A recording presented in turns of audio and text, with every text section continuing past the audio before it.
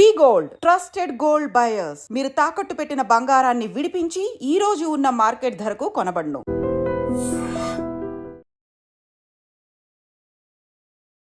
అమెరికాలో ఏదో ఒక ఇన్సిడెంట్ జరుగుతూనే ఉంది. ఎందుకంటే ట్రంప్ అధికారంలోకి వచ్చిన తర్వాత ఆ వార్తలైతే ఈ మధ్య కాలంలో చాలా ఎక్కువ అయిపోయిన పరిస్థితి. ఎందుకంటే ఇండియన్స్ కి సంబంధించిన వార్తలు పెద్ద ఎత్తున వస్తూనే ఉన్నాయి.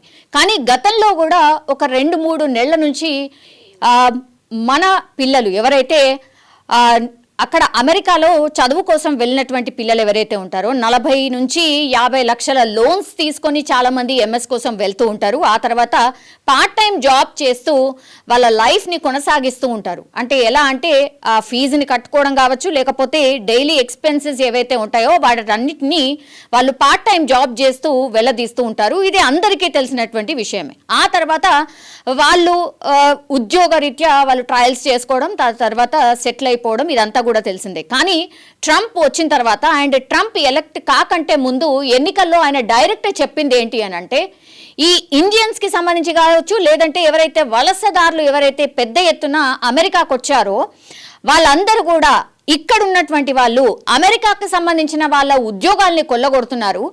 మరి వాళ్ళదే ఎక్కువ రాజ్యం అయిపోయింది, వీళ్ళే ఎక్కువ ఆక్యుపెన్సీ ఆర్ మొత్తం ఉద్యోగాల్లో వీళ్ళే ఉండిపోతున్నారు. సో అమెరికన్స్కే జాబ్స్ కానీ ఉపాధి కానీ ఉండట్లేదు అనేది పెద్ద ఎత్తున ఆయన ప్రచారంలో చెప్పడం. ఆ తర్వాత నేను అధికారంలోకి వచ్చిన తర్వాత ఈ వలస వచ్చిన వాళ్ళందరినీ కూడా వాళ్ళ దేశాలకు పంపించేస్తాను అని చెప్పారు. ఈ సందర్భంలోనే ఇప్పుడు 2 రోజుల క్రితం జరిగినటువంటి ఇన్సిడెంట్ ఇది. న్యూయార్క్లో చదువుతున్నటువంటి తుమ్మేటి సాయి కుమార్ రెడ్డి తన రూమ్లో ఉరేసుకొని చనిపోయిన పరిస్థితి.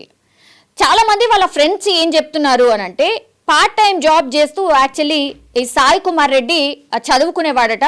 సో 42 లక్షల నుంచి 45 లక్షల రుణం తీసుకొని ఆయన అమెరికా వెళ్ళిండు.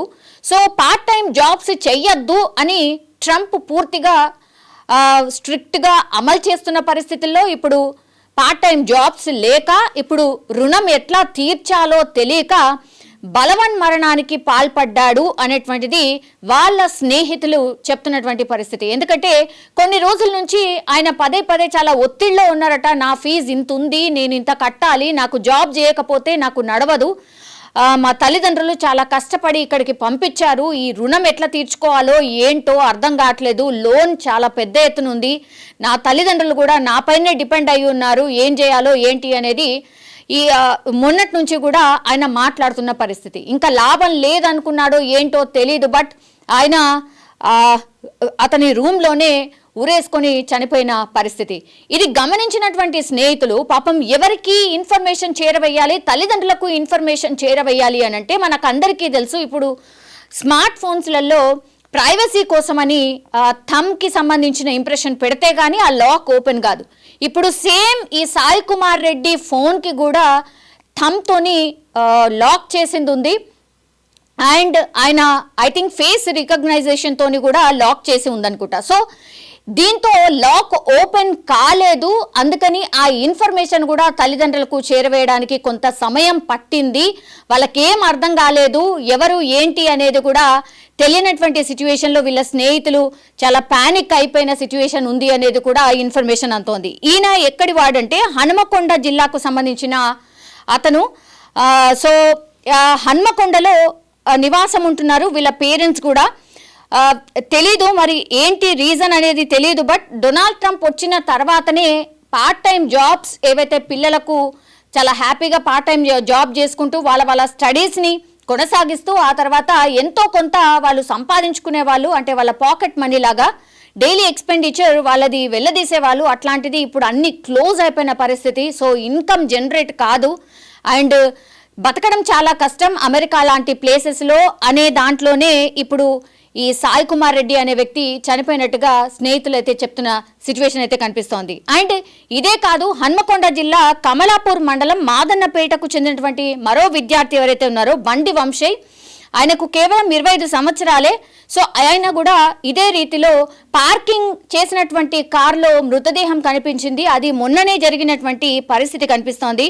సో చూడాలి మరి ఇట్లాంటి ఇన్సిడెంట్స్ ఎందుకు జరుగుతున్నాయి, సాయి కుమార్ రెడ్డి కావచ్చు, లేదంటే ఇప్పుడు ఈ వంశీ అనే అతను కావచ్చు, ఆత్మహత్య చేసుకొని చనిపోయిన పరిస్థితి. మన పిల్లలు అక్కడ ఆత్మహత్య చేసుకొని చనిపోయిన సిచ్యువేషన్ ఎందుకు వస్తోంది ఏంటి అనేది కూడా ఇప్పుడు తల్లిదండ్రులు చాలా మంది ఆందోళన చెందుతున్నారు. ఏమైనా ఉంటే చెప్పండి అని వాళ్ళ పిల్లల్ని అడుగుతున్నా సరే మానసికంగా చాలా ఒత్తిడిలో ఉండిపోతున్నారు. ఇప్పుడు ఈ వలసవాదుల్ని మరీ దారుణాతి దారుణంగా చేతులకు కాళ్లకు బేడీలు వేసి విమానంలో తరలించేస్తున్నారు. కాబట్టి ఇంకా 18,000 ఆ సంఖ్య ఉంది. కేవలం మొన్న మాత్రం 104 మందే వచ్చారు. కానీ ఇంకా 17,000 సమ్ చేంజ్ ఇంకా కూడా ఎవరైతే మన వాళ్ళు ఉన్నారో, అంటే మన దేశస్తులు ఎవరైతే ఉన్నారో, మరి అందులో మన తెలుగు వాళ్ళు ఎవరైనా ఉండొచ్చా? మరి అక్రమంగా వలస వెళ్ళిన వాళ్ళందరినీ కూడా ఖచ్చితంగా ట్రంప్ పంపించేస్తున్నారు. కాబట్టి మరి ఎలా ఉంటుంది సిచ్యువేషన్? పూర్తిగా పానిక్లో ఉన్నారు మన తెలుగు రాష్ట్రాలకు సంబంధించిన తల్లిదండ్రులు అని కూడా చెప్పొచ్చు. ఎందుకంటే ఇది పెద్ద ఎత్తున ఇంకా కూడా అంటే మన మోడీ కావచ్చు, లేదంటే ఇక్కడ ఉన్నటువంటి నాయకులు ఎంత ప్రయత్నం చేసి ఎంత చెప్పే ప్రయత్నం చేసినప్పటికీ కూడా తల్లిదండ్రుల ఆందోళన మాత్రం తగ్గట్లేదు.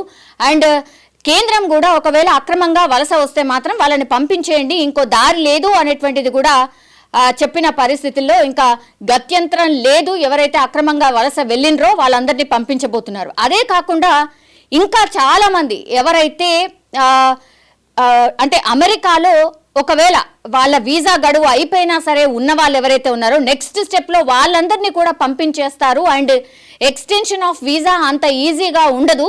అండ్ ఇక్కడ నుంచి అమెరికా వెళ్ళాలంటే కూడా చాలా కష్టం అయిపోతుంది అనేది కూడా పెద్ద ఎత్తున ఇప్పుడైతే వినిపిస్తున్న మాట.